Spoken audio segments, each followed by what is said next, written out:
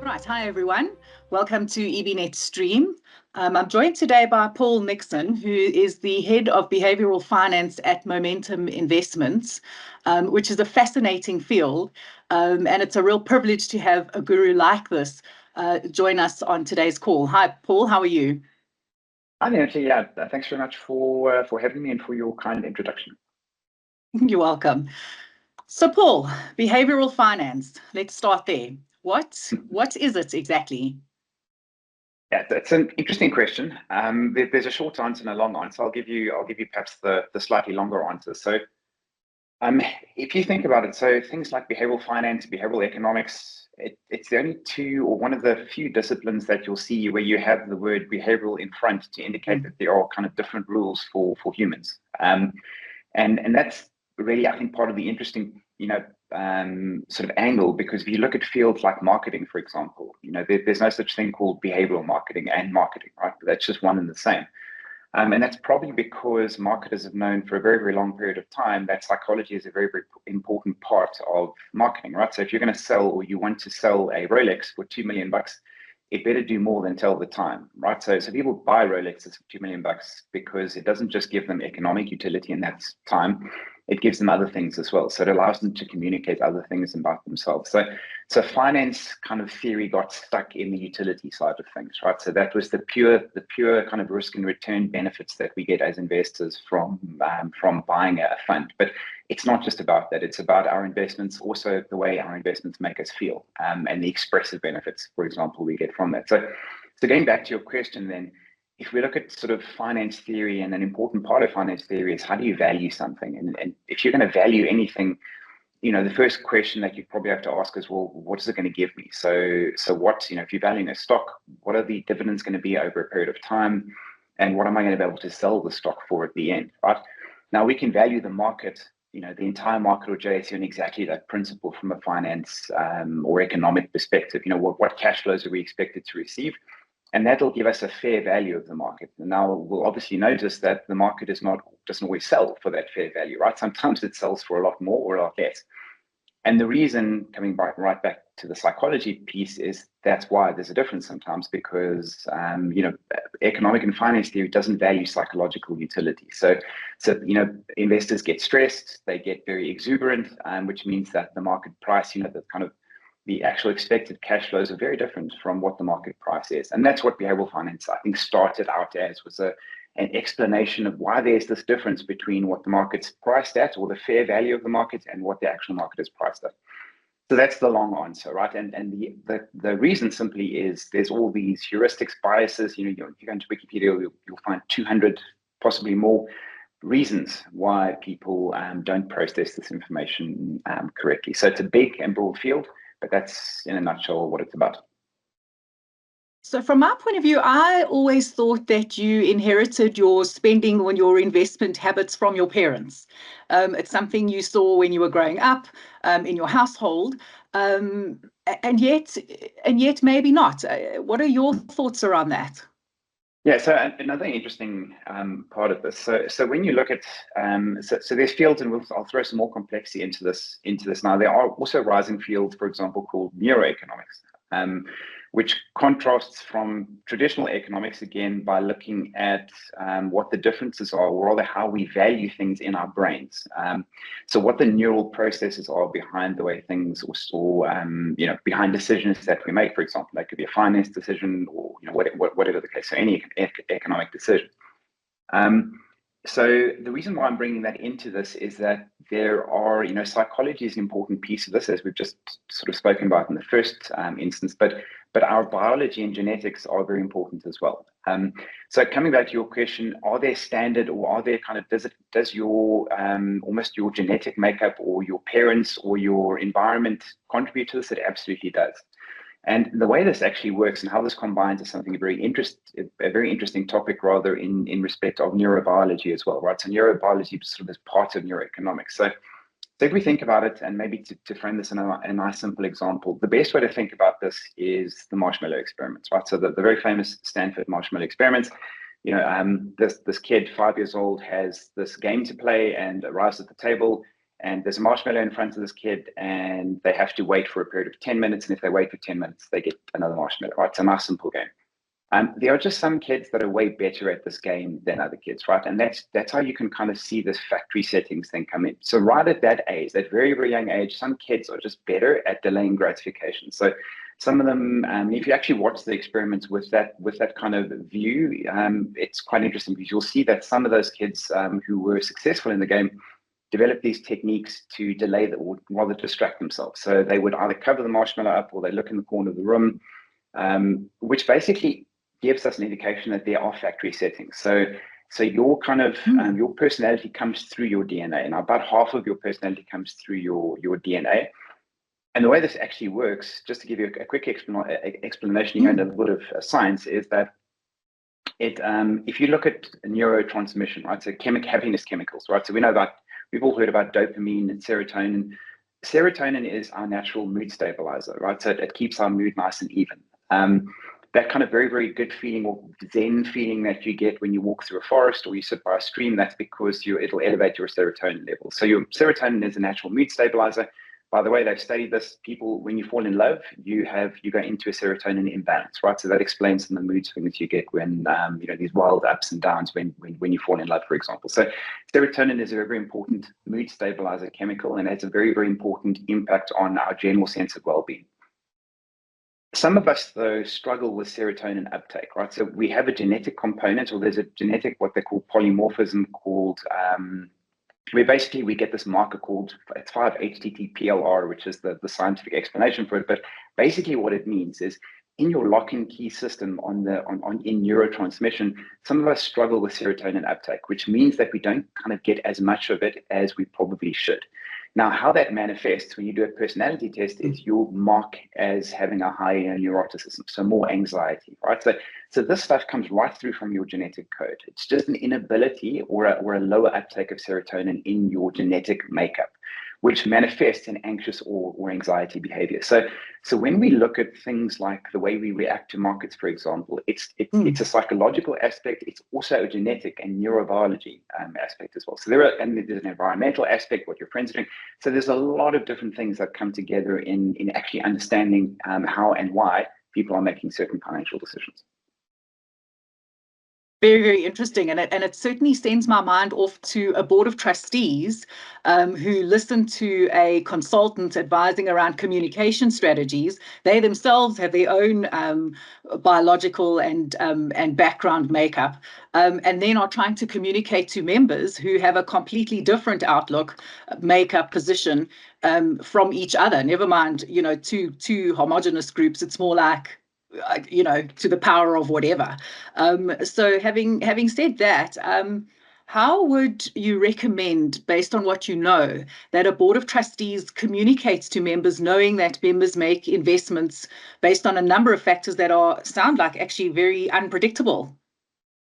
Well, I mean, I think you've hit the nail on the head, right? So there are a number of decision contexts. So the context that people are making decisions in is quite unique, right? And that's why, by the way, this was never studied from an economic and finance theory perspective. So it's extremely different to value these different decision contexts. So the people in finance and economics kind of just went with kind of wealth maximization, right? So if we assume that all of us are doing these rational and wealth maximizing things, you can kind of solve an economic model or a mathematical model with that assumption or that limiting assumption. Unfortunately, that's not really the way the real world works. But the thing is, there's no other way to value it. So economic and finance theory is important because it gives us a good idea of what the goalposts are. But we need to understand that as humans, we're often missing those goalposts because of all these different things we're talking about. So one of the ways we can get a little bit closer to the truth is we can try and understand a little bit more about the people that we are, that we're thinking about, right? So the member. So it's going to be quite difficult to get into every single person's decision context. And we'll talk about AI and what the role of that technology is probably shortly. But the general principle should be try and understand as much as you can about that person. So understand what their personality traits are, for example, right? So some of us, again, think about marshmallow experiment. Some of us are very, very good at thinking about the future. We like more structure and order to life. Some of us are more impulsive. we like to be more spontaneous in life, right? And that has different consequences from a money perspective as well. So there are things like personality science, for example, that are starting to come into these sort of discussions that are going to help us try and help people make better decisions. And that's really the most important thing. Psychology is coming more and more into daily life. I've seen it that, a friend of mine went to the dietitian and their first discussion or their first meeting, nothing about calories, nothing about chocolates, nothing about any of that stuff, all about when do you eat, what is your relationship with food, these kind of psychology questions again, which will help that person try and get behavioral change. So to come back to your question, I think, to try and help make members make better decisions, you need to understand those members a little bit better. And we can all think about two-part and what's going to happen next week as well. I was just about to mention two-part. I guess it explains the kind of two very different views around some people saying, oh no, nobody's going to access their money, and then some people saying everyone's going to access their money. Maybe that's their own biases coming through. So while we're on the subject, what are your thoughts around that?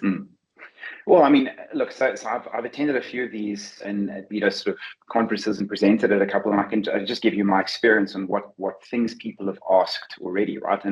And look, so if you look at basic principles in psychology, we need to all believe as human beings that we're good people and that we're relatively competent at what we do and that we make good decisions, right? That's part of the makeup of composition of our ego. Now, from a two-part perspective, what I've seen is people asking, I get a lot of questions around, but I'm going to take the money and do something good with it, right? So I'm going to take the money and I'm going to pay off my credit card. So people, from what I've seen, are already creating these narratives to why they should withdraw that money. Now, I'm relatively sure that, or you might or might not agree with me, but you might take that money and do theoretically the right thing by paying for your credit card. Let's forget about the tax implications there, because that's a different story, right? And that probably makes it the wrong decision. But let's say, for example, there are no tax consequences. You could actually get the money and take it tax-free. Even if you pay off that credit card, what are the chances of in 1 year's time, your credit card balance being exactly the same as what it was before the two-part? I think it's pretty good, right? So I think what we can also understand with people in psychology is people develop very, very interesting narratives to allow them to make the incorrect choices, and that definitely is one of them. So I'm hearing a lot of stuff around, well, I'm going to take the money, but I'm going to settle debt, right? But again, what are the chances of you landing back in that situation? So I'm not convinced that, I know that, two-part, principally, it makes perfect sense, right? There's no point in having money locked up in a pension fund where your family can't eat. I totally get that. But I think the unintended consequences are going to be that a lot more people are going to withdraw money that actually don't need to withdraw money, and they're going to create these stories to sell it to themselves. Let's put it that way. To justify it, sure. Yeah.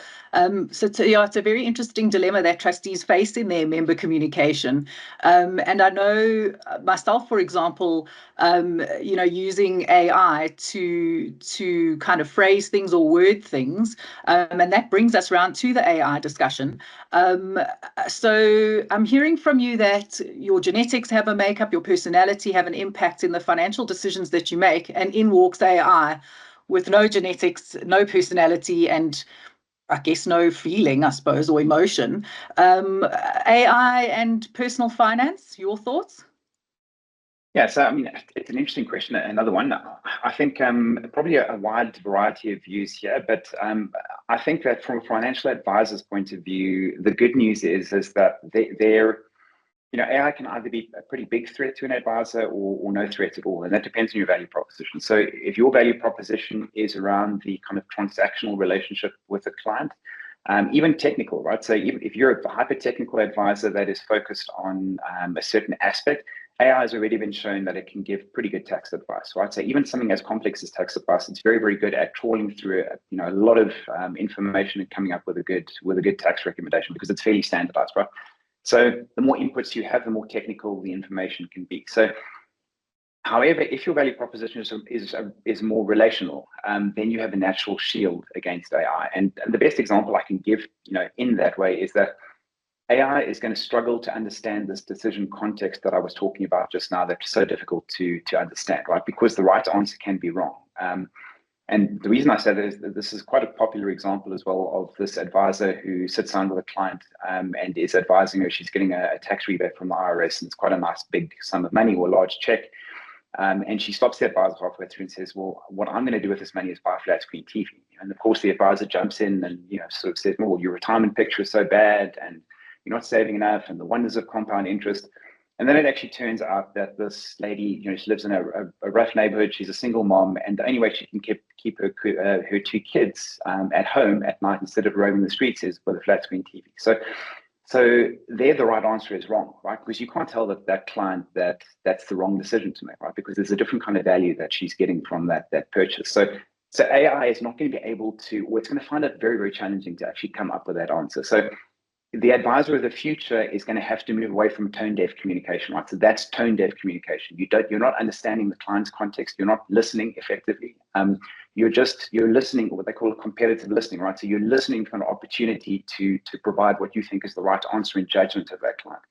And that's, by the way, why in a lot of cases, financial education is not successful in getting people to change behavior, because I mean, that client, for example, she knows that that's the right decision to save the money, right? She's not stupid. I mean, we all want to save more money. We all want a brighter future, but there's other stuff that's important to us as well. And I think that's where AI is really going to struggle.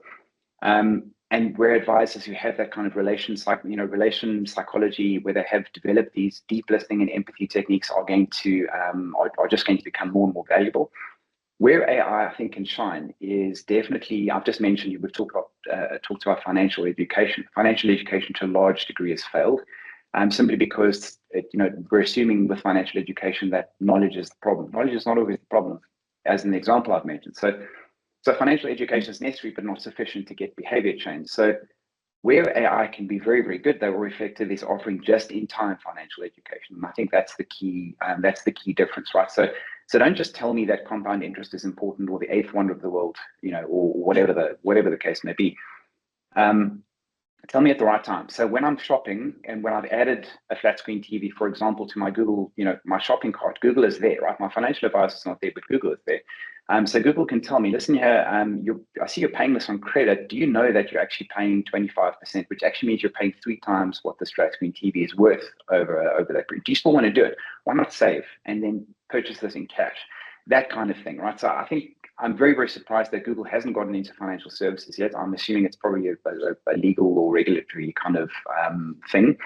But I wouldn't be surprised if more large companies with big data get into that just-in-time financial education and financial services side of things, because I think that would be quite effective in helping clients at the time where they need the help, right? Not just once a year or once a quarter with your meeting with your financial advisor. So you need both, but just-in-time financial education, I think, is somewhere AI will shine.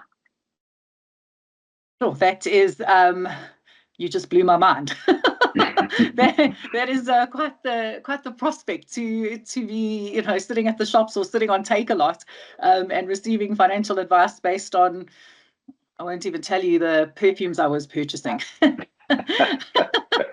But sure, very, very interesting, and really leads me to the last question around the skills or the personality that a financial advisor needs, taking into account the behavioral background that a client would approach. And that could be a trustee or an individual client, or I suppose a colleague at work. In kind of 2 or 3 sentences, what is the most important skill you think an advisor needs in the future? Yes, I mean, I think that's a nice, easy one. So psychology has just been sort of included in the CFP syllabus. So advisors, and it's not just me that's saying this. It's sort of globally. If you look at the Global Financial Standards Board, Planning Board is they've included, I think, 2022 psychology into the CFP syllabus. So psychology is definitely a very, very important skill, and a new set of tools, or rather a very welcome addition to the modern financial advisors toolkit as well, in actually getting behavioral change from people, right? Because last example as we end off, I mean, there was a study done by the American Psychology Association that showed that using techniques in financial psychology to get people more future oriented, so again, thinking about that second marshmallow, is 3 times as effective as giving financial education to them, right? So 300% increase in savings when you actually use financial psychology, as opposed to just financial education in getting people to change. Thank you very much. That's definitely planted some seeds and helped me. And thank you very much for taking the time to talk to us today. a big pleasure. Chat to you again soon. Thanks, Natalie. Thank you, Paul. Bye.